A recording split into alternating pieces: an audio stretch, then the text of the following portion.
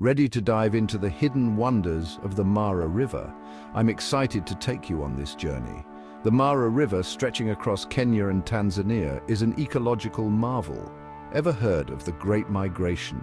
It's one of the most spectacular natural events on the planet. Every year, over 1.5 million wildebeest, alongside zebras and gazelles, make their treacherous journey across this river.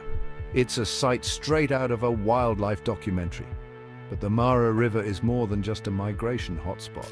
This river sustains an incredible diversity of life. Think hippos basking in the sun, crocodiles lurking beneath the murky waters, and an abundance of bird species creating a symphony of sounds. It's like nature's grand orchestra. Now here's a fun fact. The Mara River is about 395 kilometers long. That's nearly 245 miles.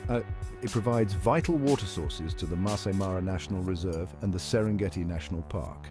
Without it, these iconic landscapes would look very different. But it's not all sunshine and rainbows. The Mara River faces significant challenges. Pollution, climate change, and human activities are threatening its delicate ecosystem. It's a call to action for all of us to protect this natural wonder. So next time you think of the Mara River, remember, it's not just a river.